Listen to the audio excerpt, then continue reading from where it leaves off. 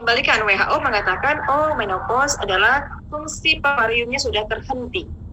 Ovarium seorang wanita terhenti fungsinya. Di mana sih ovarium, Bunda? Masih tahu ya, itu ovarium adalah indung telur.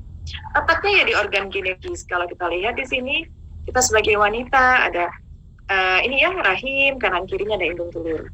Nah, disinilah ovarium yang dibekali Allah tadi, sel-sel telur yang sudah ada dalam seorang janin dalam kandungan ibunya. Usia berapa Dokter Neti itu? Kurang lebih usia terjadi diferensiasi dari embriogenesis kurang lebih usia 16 minggu. Sebelum 16 minggu terjadi pembedaan ya kromosom. Kalau dia nanti ayah dominan masuk kromosomnya dari spermanya jenis X, ketemu sel telur pasti kromosomnya X, menjadi XX, menjadilah jenis kelamin wanita. Nanti dalam proses pembentukan embrio terjadilah pembentukan namanya ductus mesonephriticus dan paramesonephriticus. Nanti yang paramesonephriticus menjadi wanita ya, ductus mullerian, dan kemudian menjadi ovarium, rahim, dan organ-organ kandungan reproduksi wanita. Dan di dalam sel telur atau ovarium tersebut, indung telur tersebutlah sudah dibentuk dari awal. Nah, kalau ada nanti yang menopause usia 30 tahun, ya karena sel telurnya sudah habis. Barangkali naudzubillah di tengah usia menarche atau usia reproduksi ada terjangkit PCOS, terjangkit kista endometriosis, alhasil membesar, ada tumor ovarium, diangkat ovariumnya 1, stoknya tinggal 1. Ya pasti otomatis dari segi kuantitatif volume dari bukan volume ya, jumlah dari folikel primordialnya juga berkurang gitu ya. Jadi di sini. Dan yang mengaktifasi, kok kenapa ya sudah ada dari sejak dalam embrio 2 juta butir misalnya sampai 7 juta butir ya riset histopatologi anatomi dari ovarium. Itu ada juga gangguan, jadi tidak sekonyong-konyong sel telur itu langsung besar jadi matang terus bisa dibuahi. Secara sunnatullah, siklus kehidupan seorang wanita Allah tempatkan fase ketika seorang wanita mampu untuk telurnya matang adalah usia-usia remaja muda atau usia menarche gitu.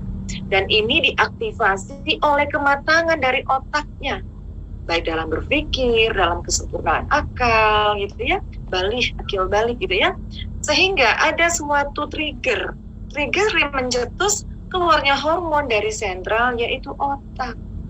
Nah, sehingga terjawab sekarang dari riset obstetrik ginekologi bahwa barangkali ada suatu anak yang hidupnya terpapar dengan banyak pengetahuan, kematangan dari segi akal, kematangan dari segi kedewasaan berpikir, itu mengaktifasi kelenjar HPO, aksis dari otak ke pituitari dari otak yang tengah sampai nanti ke ovarium, sehingga nggak heran dari zaman globalisasi dengan informasi yang memapar dari panca indera seorang anak wanita barangkali usia kelas 3 SD sudah haid. Karena sesungguhnya kematangan dari sel telur di ovarium bukan sekonyong-konyong hanya localized atau terlokalisir di ovarium, tapi otak yang memerintahkan hormon kematangan tersebut.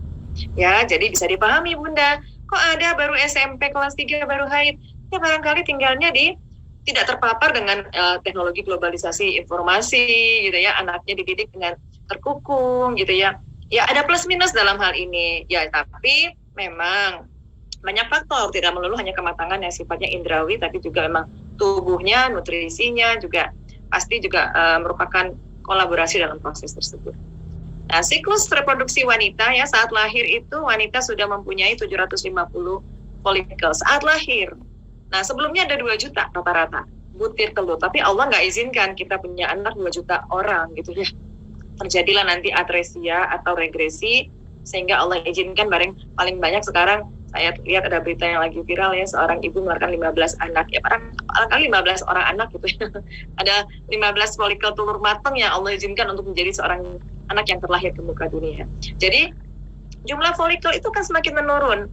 Ini proses aging yang sunnatullah, secara fisiologis pasti terjadi. Allah yang menyeleksi mana yang terbaik. Dia menyeleksi untuk mana yang harus matang jadi folikel dominan, jadi folikel degrad dan bertemu sperma, mana yang harus kamu mati.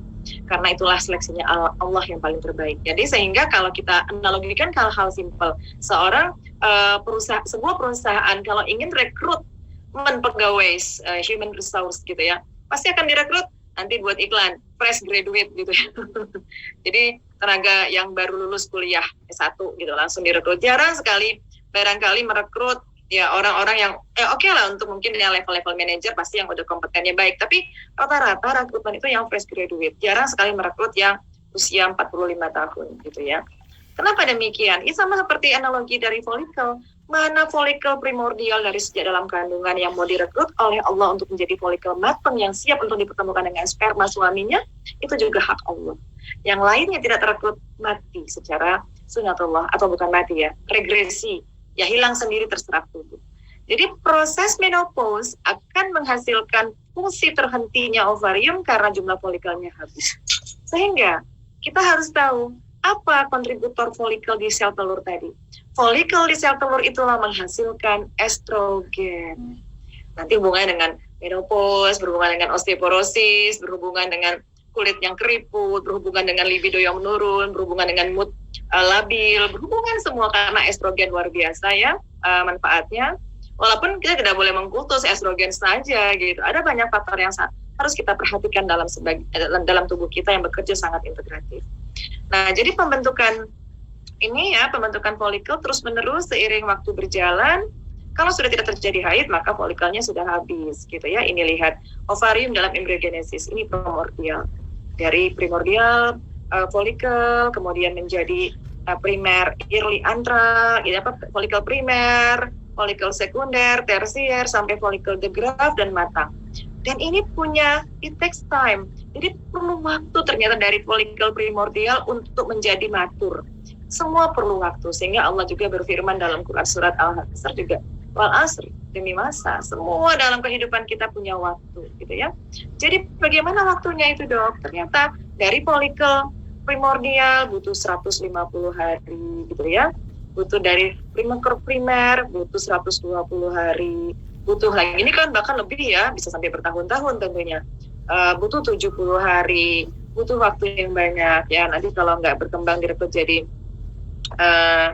folikel yang matang ya jadi atretik ya, atresia kecil. Nah, begitu seterusnya. Dan ini dependen gonadotropik. Gonadotropik dari mana? Di dalam otak, Masya Allah. Bagaimana kita bisa menjaga otak dengan baik? Karena otak sesungguhnya adalah suatu pabrik sentral yang menerima input dari panca indera.